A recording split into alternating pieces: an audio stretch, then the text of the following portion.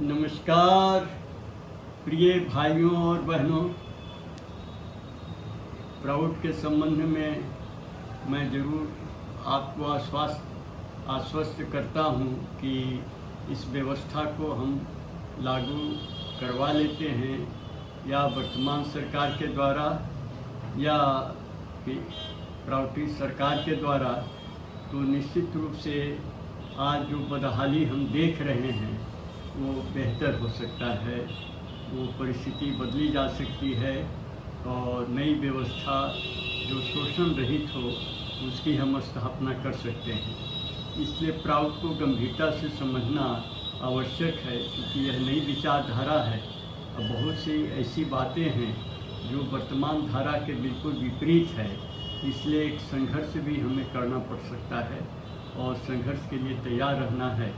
जैसे पूर्व वक्तव्य में मैंने कहा था कि एक तरफ हमारे पास रचनात्मक आदर्श होना चाहिए, हम पूंजीवाद की खूब आलोचना करें और हम कोई विकल्प नहीं दे सके, तो आलोचना से उस आलोचना को निपटने के लिए वो नए नए तरीके पूंजीवाद खोजता रहा है, जिसके कारण वो सर्वाइव कर गया है। अभी तक चल रहा है, लेकिन ये भी नष्ट होगा, क्योंकि यह मानव विरोधी है, ये समाज विरोधी है, दुखी मनुष्य और शोषण दुखी मनुष्य के विरोधी है और शोषण के पक्ष में है। इसीलिए व्यवस्था चल नहीं सकती है। लेकिन घूम फिर करके पुनः वही व्यवस्था ना आ जाए जिससे कि शोषण जारी रहे और पूंजीवादी जो एक मुनाफा तंत्र, लाभ तंत्र है, वो बरकरार रहे, तो उसके लिए हमें एक विकल्प देना पड़ेगा, एक नया रोड मैप देना पड़ेगा जिस पर चल करके मनुष्य के सभी समस्याओं का समाधान हो सके। तो वही रोड मैप है प्राउड, वही विचारधारा है प्राउड विचारधारा, प्रगतिशील उपयोग तत्व। इसीलिए मैं कह रहा था कि एक तरफ रचनात्मक आदर्श हो और दूसरी तरफ शोषण के खिलाफ लड़ाई जारी रहे। ये जो मनुष्य पर मनुष्य का जो अत्याचार है, प्रकृति के तो हम नहीं रोक सकते हैं, लेकिन प्रकृति भी, जैसे आजकल बाढ़ नियंत्रण योजना बनती है, फ्लड कंट्रोल, और यहाँ पर दिल्ली में तो यमुना नदी एक नाले की तरह हो गई है, जो बरसात में ही पानी से भरी रहती है और जब बरसात ख़त्म होता है तो एकदम सूख करके एक छोटे से नाले के रूप में परिवर्तित हो जाती है। तो इसीलिए हमें इस तरह का जो दोहन प्रकृति का हो रहा है उसके खिलाफ हमें जरूर कदम उठाना चाहिए, जिससे कि जल का, हवा का, आकाश का, पृथ्वी का जो एक इकोलॉजी है वो एक फ्रेंडली इकोलॉजिकल डेवलपमेंट होना चाहिए। इसके लिए हमें शोषण के विरुद्ध में भी संग्राम छेड़ना पड़ेगा। तो रचनात्मक आदर्श और शोषण विरोधी संघर्ष, ये दोनों साथ साथ चलेगा, तब जा कर के हम एक मानवीय व्यवस्था, एक सुखद व्यवस्था, कल्याणकारी व्यवस्था का निर्माण कर सकेंगे। तो इसी क्रम में मैं कुछ शब्द कहना चाहूँगा समाजवाद के बारे में। समाजवाद की बहुत सी बातें होती हैं और हमारे भारतवर्ष में जो प्रथम प्रधानमंत्री राजनीतिक स्वाधीनता के बाद हुए पंडित जवाहरलाल नेहरू, वो तो कहा करते थे socialistic pattern of society, Samajwadi नमूने का, समाजवादी ढांचे का समाज। अब ये क्या है, ये उन्होंने स्पष्ट नहीं किया, लेकिन उसका जो व्यवहार में हमने रूप देखा वो ये था कि मिक्स्ड इकोनॉमी भारतवर्ष में चली। इस मिक्स्ड इकोनॉमी में कुछ तो जो कैपिटलिस्टिक इकोनॉमी है वो रही और कुछ गवर्नमेंट इंटरप्राइज रहे, गवर्नमेंट उपक्रम रहे, जैसे HCL का है और थर्मल प्लांट है, कई इस तरह के सरकारी तंत्र भी रहे। और कुछ तो प्राइवेट तो हम जानते ही हैं कि टाटा का, बिरला का, अडानी का, अंबानी का, इन सबों का तो बिल्कुल प्राइवेट इंटरप्राइज है, उसमें सरकार का कोई दखल नहीं है। तो ये दोनों रहने के कारण जो व्यवस्था बनी, जिसको मिश्रित अर्थव्यवस्था कहते हैं, वो हमेशा चरमराती रही। ये जो कैपिटलिस्ट लोग थे जिन्होंने अपना बिजनेस खड़ा किया, वो तो माने फलते फूलते रहे, उनका तो अपना काम धंधा बरकरार रहा, और जो गवर्नमेंट इंटरप्राइज हमेशा फेल्योर में रही, हमेशा फेल्योर में। और अब तो गवर्नमेंट ऐसा कर रही है कि बहुत सारे रेल ऐसे इतने बड़े जो जन कल्याण की चीज़ें हैं वो सब तक सरकार प्राइवेट हैंड में दे रही है, हवाई अड्डे दे रही है, और बहुत सी चीज़ों उसने दे दिया है। तो एक बहुत बड़ा झटका दिया है पूंजीवाद ने जन व्यवस्था, जन के आर्थिक व्यवस्था के ऊपर। तो इसीलिए इसका समाधान समाजवाद जो कहते हैं वो नहीं हो सकता है, क्योंकि हमारा जो संविधान है वो लोकतंत्र की वकालत करता है, लोकतंत्र की महिमा को गाता है, लोकतंत्र का समर्थन करता है। और लोकतंत्र में समाजवाद या समाजवादी ढांचे का समाजवाद ये कोई संभव नहीं है, क्योंकि वो फिर संविधान विरोधी हो जाएगा। इसीलिए वो लोग जानते हैं कि हम लोग समाजवादी जो व्यवस्था है नहीं ला सकते हैं। तो मंचों से, पब्लिक के प्लेटफॉर्म से वो समाजवाद की खूब घोषणा करेंगे, लोक लुभावन नारे देंगे, लोगों के एक एक आदमी के जन कल्याण की बात कहेंगे। लेकिन ये सब बेवकूफ़ी, लोगों को बेवकूफ़ बनाने का ही केवल काम है, क्योंकि वो चीज़ हो नहीं सकता है जब तक कि व्यवस्था पूंजीवादी है। तो इसीलिए हम लोग को क्या करना होगा, क्योंकि पूंजीवाद का जो प्रहसन चल रहा है कि दिखावे में लोगों के कल्याण की बात और व्यवहार में पूंजीपतियों को और भी बड़ा धन कुबेर बनाने का प्रयास, ये चीज़ सफल नहीं हो सकता है। तो इसी के लिए जो कलेक्टिव इकोनॉमी है, जो एक सामूहिक अर्थव्यवस्था है, उसको लेकर चलना होगा, जिसका उद्देश्य होना चाहिए हर व्यक्ति को आत्मनिर्भर बनाना। तो आत्मनिर्भर कैसे बनेगा? तो इसके लिए इकोनॉमी डिसेंट्रलाइज्ड हो कि अर्थव्यवस्था विकेंद्रित होगी, तभी ये चीज़ संभव है। तो अर्थव्यवस्था विकेंद्रित करने के लिए जो इंडस्ट्रियलाइजेशन है, उद्योगीकरण, इस उद्योगीकरण को, इसके 3 स्थितियाँ होंगी। एक तो जो बहुत बड़े बड़े उद्योग या जो मुख्य उद्योग हैं, की इंडस्ट्रीज़ हैं, वो सरकार के नियंत्रण में रहे।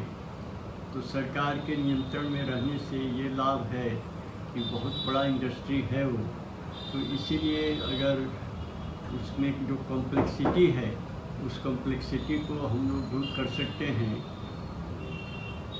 एक सेंट्रलाइज्ड कंट्रोल से। वो डिसेंट्रलाइज्ड कंट्रोल से दूर नहीं हो सकती है। इसीलिए जो डिसेंट्रलाइज्ड इकोनॉमी है, उसके लिए ज़रूरी है कि इंडस्ट्रीज रहें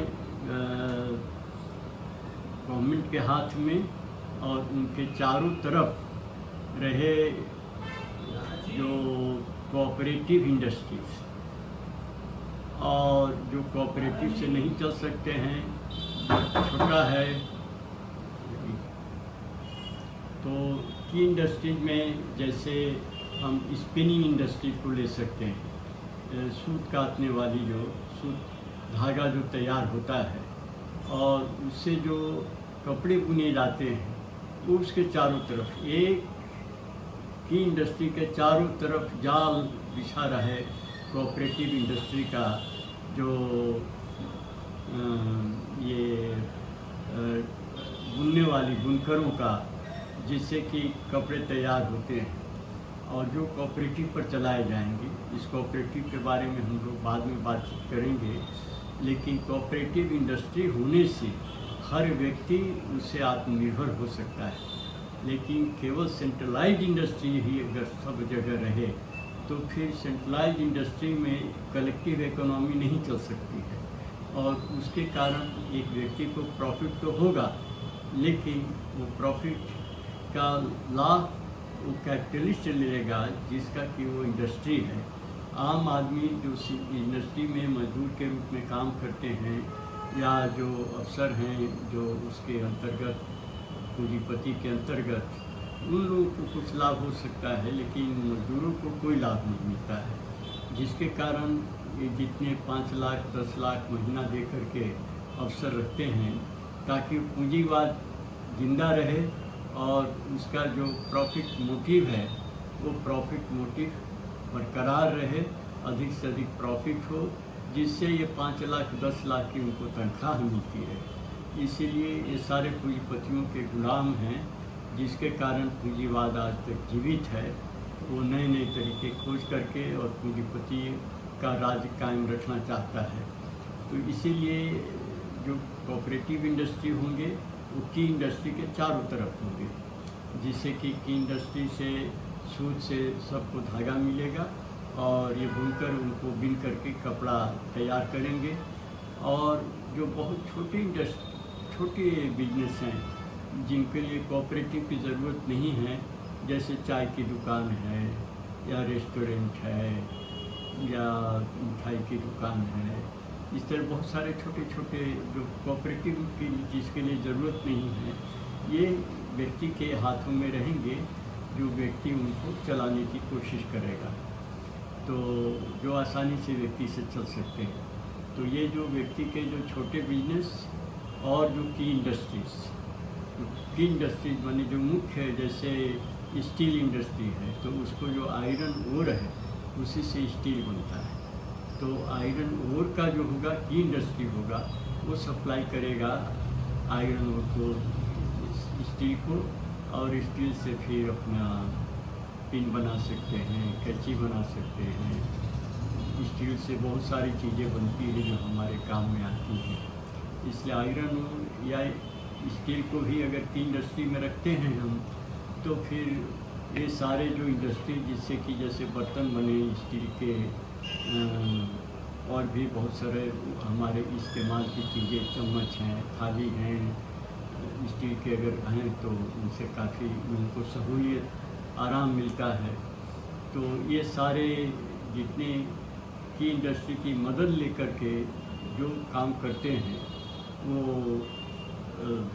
कोऑपरेटिव बेसिस पर चलेंगे, और इनसे जो बचे हुए जो रह गए दुकान वगैरह, वो सब स्मॉल स्केल इंडस्ट्री या स्मॉल बिजनेस हम उनको कर सकते हैं। माने 3 टायर इकोनॉमी रहेगी यहाँ पर, की इंडस्ट्रीज, कोऑपरेटिव इंडस्ट्री और स्मॉल बिजनेस।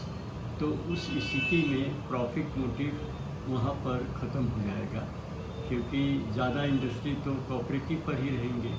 तो इसीलिए उसमें जो कलेक्टिव इंटरेस्ट है वो सब देखेंगे कि भाई अगर इंडस्ट्री ठीक काम करती है, इसका टर्नओवर अच्छा है, तो हम लोग को तनख्वाह समय पर मिलेगी।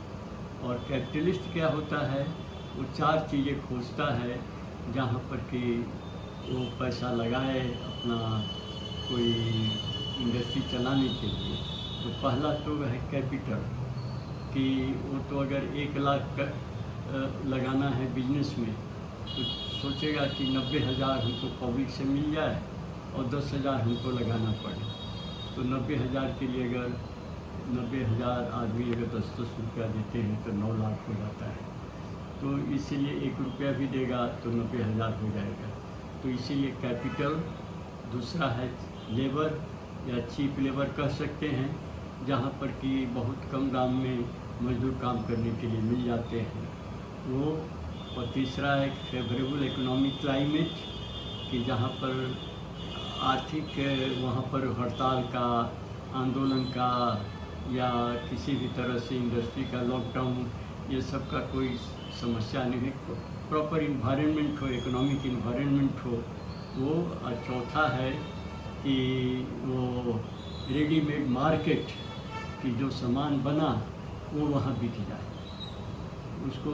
तो ये 4 चीज़ को बाज़ार भी अगर उसको रेडीमेड मिल रहा है कि सब सामान खपत हो जाएगी, तो आसानी से वो कमा लेगा, आसानी से प्रॉफिट बना लेगा।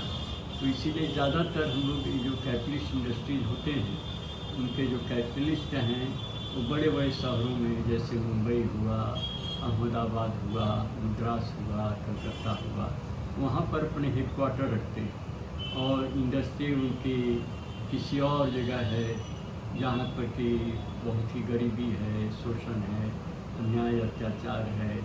तो जैसे कलकत्ता में गए 200 रुपया लेकर के मारवाड़ी, और उन्होंने बिजनेस करके उद्योगपति, करोड़पति, अरबपति हो गए।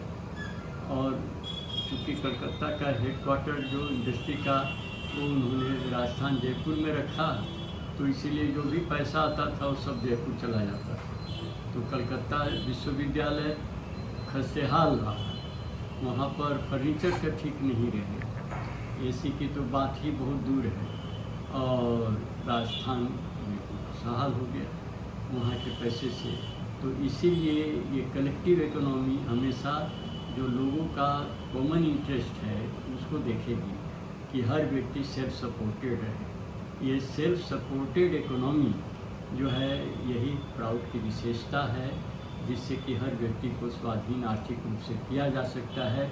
कोई आदमी अभावग्रस्त नहीं है, किसी पर शोषण नहीं हो, और हर आदमी एक गरिमामय जीवन जी सके। ये बिना डिसेंट्रलाइज्ड इकोनॉमी के संभव नहीं है। इसलिए प्राउड का ये दावा है कि अगर हम इकोनॉमी को डिसेंट्रलाइज करते हैं तो हम अर्थव्यवस्था में ऐसा युगांतकारी परिवर्तन लाएंगे जिससे हर आदमी सुखहाल रहेगा, किसी की भी हालत तरस खाने वाली नहीं रहेगी, सभी लोग सम्मान के साथ जी सकेंगे। नमस्कार।